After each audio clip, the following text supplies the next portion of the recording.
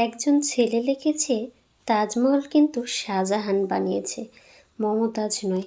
যুগে যুগে ভালোবাসার প্রমাণ ছেলেরাই দিয়েছে। বিপরীতে একজন মেয়ে লিখেছে, তাজমহল সবাই দেখলেও মমতাজ কিন্তু দেখেনি। কারণ হলো, ছেলেরা থাকতে কদর দেয় না, হারিয়ে গেলে বোঝে শখের নারী কি ছিল। আর এটাই বাস্তব। হুট করে রাতেই বেরিয়ে গেলাম উদ্যোক্তা মেলায় ঘোরার জন্য।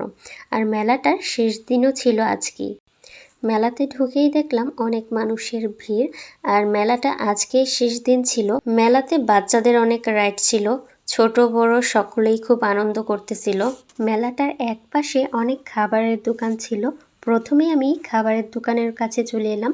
আর এখানে অনেক প্রকারের পিঠা পাওয়া যায়। আমার কাছে মনে হয় আমাদের গাজীপুর মানেই মেলার শহর। এখানে 12 মাসে 13 বার মেলা হয়ে থাকে। তবে উদ্যোক্তা মেলায় এসে আমার সবচেয়ে যেটা বেশি ভালো লেগেছিল সেটা হলো চুড়িগুলো দেখতে। এখানে অনেক সুন্দর সুন্দর চুড়ি পাওয়া গিয়েছিল। আর প্রতিটা চুড়ি খুব সুন্দর ছিল। আর চুড়ি মানেই মেয়েদের ইমোশন। আর এই দোকানটায় অনেক সুন্দর সুন্দর জুয়েলারি উঠেছিল।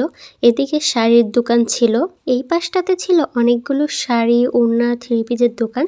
আর এদিকে অনেকেই নাগরদোলায় খুব আনন্দ করছিল। ছোট বড় সবাই মেলাতে ঘুরে আনন্দটা উপভোগ করছিল।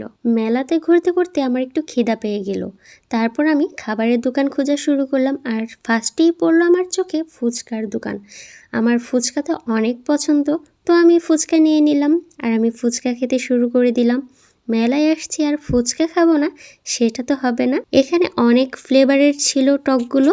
আমার কাছে মিষ্টি টকটা বেশি ভালো লেগেছিল। আমি ফার্স্টেই মিষ্টি টকটা নিয়ে খাওয়া শুরু করলাম। ফুচকার দোকান দেখলে আমি আর লোভটা সামলাতে পারি না, তাই ফুচকা দেখেই আমি ফুচকা খাওয়া শুরু করে দিলাম। আর মেয়েরা এমনিতেও একটু ফুচকা বেশি পছন্দ করে। আর এই দিকটাতে ছিল নিমতি, মুরালি, জিলাপি। আর বিশেষ করে মেলাতে এই দোকানগুলো থাকবেই। মেলাতে খাবারের দোকানগুলোই বেশি ছিল। তো মেলাতে ঘোরাঘুরি করে তারপর চলে আসলাম একটা হোটেলে হালকা ভাজা পোড়া কিছু খেয়ে নিতে। আমার ভাজা পোড়া একটু বেশি পছন্দ, তো আমি এখানে সমোচা নিয়ে নিয়েছি। আর সমোচা আমার খুবই পছন্দ। আর এই দোকানের সমোচাগুলো অনেক মজার ছিল।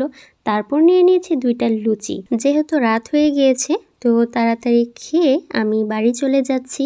আর আজকের ব্লগটি এখানেই শেষ করছি। আল্লাহ হাফেজ, সবাই ভালো থাকবেন।